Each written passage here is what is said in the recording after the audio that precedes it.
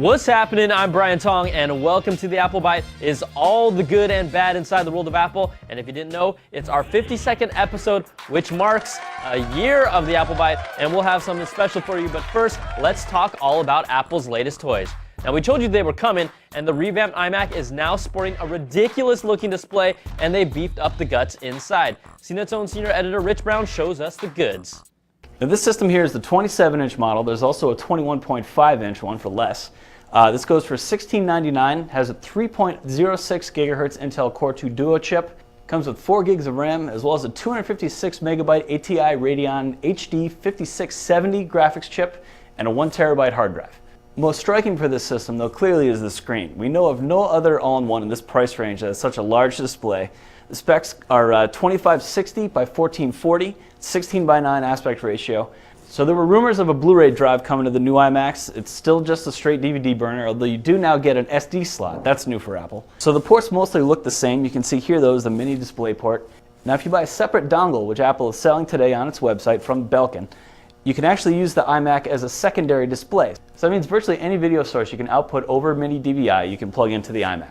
Now we still have to get the system in the lab to do our full hands-on as well as performance testing, so our opinion of this is not really well formed yet. We are a little bit surprised that we don't see quad-core yet, at least in the lower end models.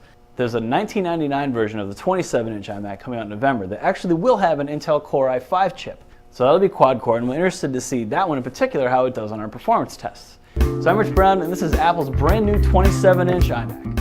I am loving the quad-core option, and with Apple specifically using a 16 by 9 screen, that thing was made for Blu-ray, but it was probably scrapped because it would have bumped up the price.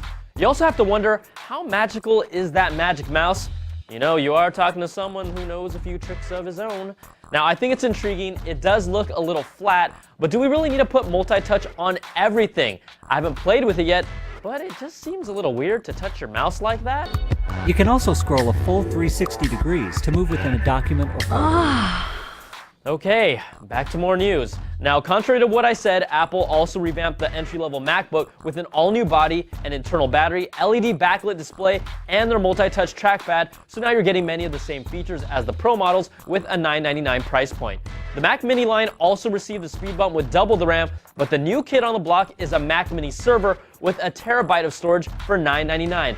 And its must-have accessory, the Mini Mouse. Oh, hey everybody. Please tell me you guys didn't actually fall for that one. Wait, Brian, so you're telling me there's no Minnie Mouse? No. Oh, No. Man. Go away. Go. Yeah, go. Okay.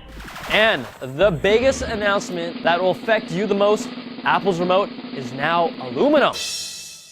Whee! Okay. Now, we had an email about the new product launch. Azaz Patel writes, there is news that the new 27-inch iMac can be used as a monitor and attached to external devices like PS3, Blu-ray players, or DVD players. Can you guys help me find out how it can be done?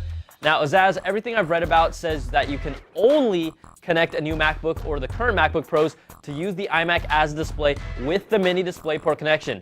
Now, you can send the video signal from the iMac out to other sources like a flat panel TV with the video adapter to HDMI or DVI, but at the moment, you can't connect anything like a PS3 or Xbox and use your iMac as your display. So if any of you Apple biters have heard anything different, let us know. Now, enough of the products, let's check out some of the quick bites. Apple announced their most profitable quarter ever for Q4 2009 with a net quarterly profit of $1.67 billion.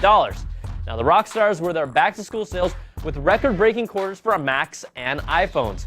Combine that with their recent product announcements for the upcoming holiday season, and Apple's stock hit an all-time high on Wednesday, topping $207 per share. Stockholders should be pretty happy. Now, if you haven't seen the ads yet, Verizon and Motorola are taking swings at AT&T and the iPhone. Verizon recently featured an ad showcasing AT&T's 3G coverage with the clever phrase, "There's a map for that," and a new ad showcases everything Apple's iPhone can't do with "I don't" phrases and some real poppy music, then shifts to a Transformers Droid Does logo, referring to Motorola's upcoming phone called the Droid, featuring Google's Android operating system. The competition is heating up, and even though they aren't really hurting, it's Verizon that really needs a killer gotta-have smartphone that's on the level of the iPhone. All right, that's gonna do it for this week's show. I'm Brian Tong, and thanks so much for watching the Apple Bite. but we'd like to show you the faces behind the scenes that have made this show what it is. So here's to the crew. Let's try to get one more episode before they shut us down. Hey, Jim, can you string this mic down the back of my shirt again? Heyo, what's that you're drinking? Water. Latito! How's that?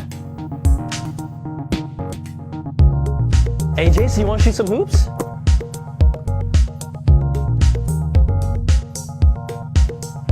Dude, man, what are you listening to? Let me listen to some of that. All right, so just take your 2 fingers. I told you. Hey, you guys got that logo ready? Yeah, it's coming right up. Yeah, 10 more minutes. Hey, Charlie, how do I look?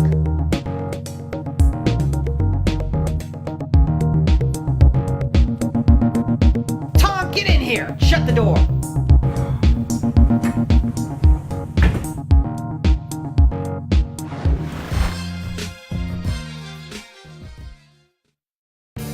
Hey, I'm Tom Merritt, host of CNET's Top 5. You know, there are many more than 5 reasons why you might want to watch Top 5. You can get a load of the best gadgets out there, the most popular ones, the worst downloads, top TV robots, and there's always a chance you could win fabulous prizes. Check out CNET Top 5 at cnet.com/top5.